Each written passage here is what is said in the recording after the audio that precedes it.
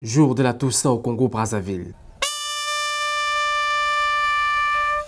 C'est une journée décrétée fériée sur toute l'étendue du territoire. Des milliers de Congolais, pour l'occasion, se sont recueillis devant les tombes de leurs proches disparus. Les morts sont morts, mais certainement ici, d'autres pensent que les morts ne sont pas morts, ils sont au repos.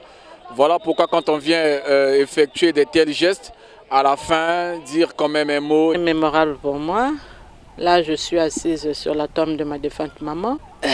Comme on a dit que c'est le Toussaint, on vient déposer les fleurs, je suis venue. Vraiment, c'est une journée qui donne une pitié énorme, mais qui te rappelle les idées ou l'image à laquelle vous étiez avec la personne. La journée est alors consacrée aux défunts.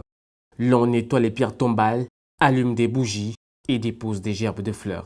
Le gouvernement, ce jour mémorial, ne restait pas indifférent. Nous sommes ici pour compatir avec les citoyens lambda, pour dire que les douleurs inhérentes à la mort sont des douleurs qui frappent chaque être humain, quel que soit son statut.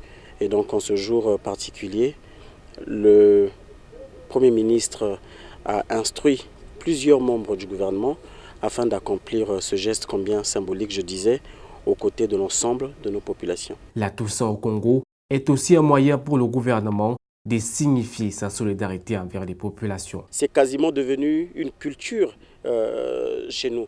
Cette volonté, cette nécessité d'accompagner les familles, de célébrer, d'exprimer notre soutien à la mémoire de ceux de nos compatriotes qui nous ont laissés depuis plusieurs moments ou quelques jours, est l'expression d'un soutien, du gouvernement, mais aussi de la solidarité nationale. Outre le cimetière d'Itatolo, les gerbes de fleurs ont également été déposées dans d'autres grands cimetières de Brazzaville par les membres du gouvernement.